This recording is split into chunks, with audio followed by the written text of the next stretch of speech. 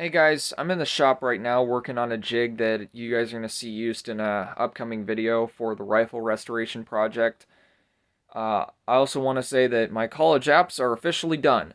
So that means I'm going to have a more regular upload schedule going into the winter months. So, yeah. Anyways, I want to talk about the recent school shooting that happened in Michigan.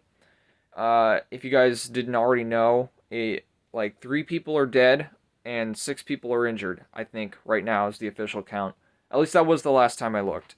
So somebody in the comments correct me if I'm wrong about that. Anyways, I want to talk about, obviously a lot of stuff went wrong, but what went wrong? What could have been done better? What was done right? What was done wrong? Uh, who screwed up? Who didn't? And what we can learn from all of this. So, right off the bat, I just want to say that the school shooter was like a 15-year-old kid who attended the school, had regularly made threats on campus of shooting up the school, and right before he actually did it, he went on social media and threatened to do it. Or no, he said, I'm going to shoot up the school, or something like that, on social media like an hour before he actually did it. And it's looking right now like obviously this kid is gonna get put away forever. There's video of like him doing all this stuff, but right now it's looking like his parents are gonna get brought up on murder charges or like accessory to murder charges, as well as terrorism charges, because they knew he had the gun. We know that they knew he had this gun. What it's looking like right now, and this isn't confirmed, but obviously it's something that you can make a case for in court, is that they gave him the gun. It was a handgun. I don't know what model or what caliber, but it was a handgun. They probably gave it to him, which means they encouraged him to go do this, which is terrorism. So I actually don't disagree with that charge. So there's probably going to be terrorism charges brought against the parents. Um, so yeah, they're going to get indicted as well, especially since in a disciplinary meeting, which was totally unrelated to any of the school shooting stuff. Like this kid was just a bad apple, I suppose. During a school like disciplinary meeting where his parents were present, and this was like right before the school shooting, it looks like he was armed, like he had the gun in his pocket, and his parents knew that. So, yeah, that's something to consider. The administration, I think, in this case, royally screwed up.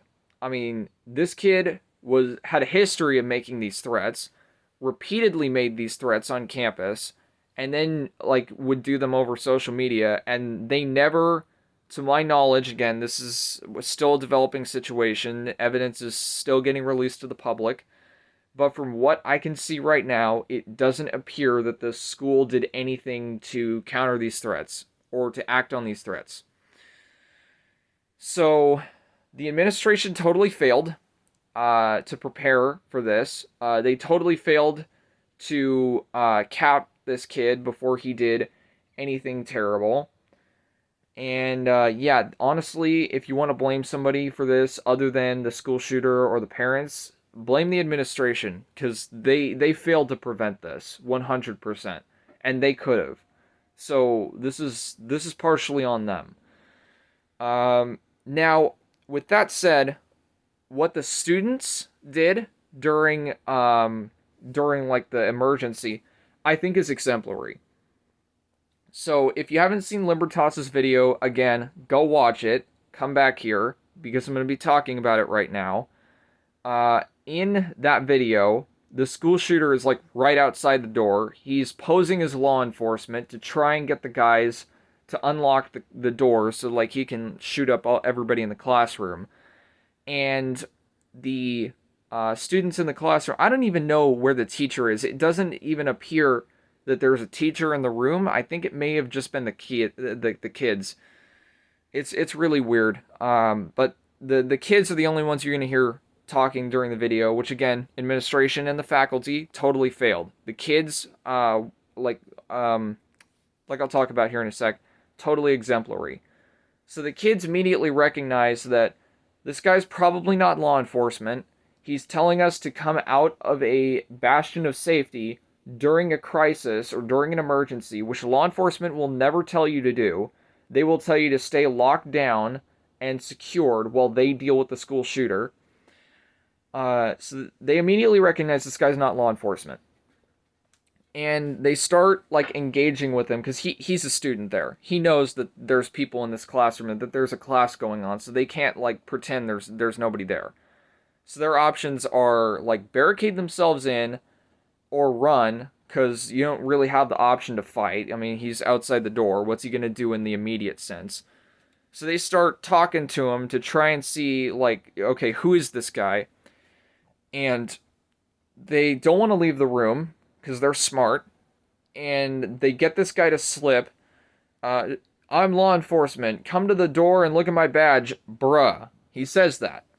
And everybody in the room immediately goes like, that's not what law enforcement says. You know, maybe come 30 years when our generation's on the force, maybe you'll see that kind of language in law enforcement. But for the time being, you don't see that kind of rhetoric coming law enforcement's way. So they immediately recognize, okay, this is probably the school shooter. We need to get the hell out of here. So they do. They open a window, and as quietly as they can, get out, and then they just make a break for a neighboring building. And when they get there, they run by, I think it's a sheriff, who's got AR-15 on his side, and he's scanning that building that they just ran from, because he knows the school shooter is in that building. So he's trying to locate him before he engages him. So what they did is absolutely exemplary. You're in between the situations where you can run or you can fight. They did pretty much everything they could correctly. Now, one of the guy who died, I think of the three people who died, there was one guy and the other two were women. I think it was a teacher and another girl, but I could be wrong about that. That's just what I saw in the early reports. The guy who died, it was like a 14 or 15-year-old kid, charged the school shooter, took a bullet, he died, but he saved the rest of his class, they were able to get away. So he's a hero. And I can't honestly see anything going more perfectly in that situation. And unfortunately, that's the unfortunate truth of these situations, is that even when you do everything correctly to the best of your abilities and everything goes as well as it possibly can, some people are still going to die. Especially when the administration totally fails to prevent something like this, which they could have. But he saved the rest of his class. I don't know his name as of right now, but he's a hero. He saved a lot of people's lives. And coming from a Catholic standpoint, that's like an immediate ticket into heaven, because you're laying down your life so that other people can live. And Jesus says in the Bible, there's no greater sacrifice than that. So, obviously, I'm not God and I can't say for sure, but I'm going to wager a good bet that guy is in heaven. Because he was a hero. He saved the rest of his class. But I think the lesson that we can all take away from this is that you don't treat somebody who's threatening to shoot up a school lightly. And, if somebody's making those threats continually, which almost every school shooter does statistically, they will repeatedly make those threats over a period of time before they actually do it. You need to call law enforcement on that kid. You need to get the administration on that kid. Serious action needs to be taken. I don't know how much that would have helped in this situation because his parents were probably in on this. So whether or not it could have been entirely prevented, I'm not sure. But it could have been handled a lot better by the administration. But anyways, that's all I wanted to talk about for now. Moral of the story, don't take people like that lightly. And stay armed and stay safe, Patriots, and I will see you all later.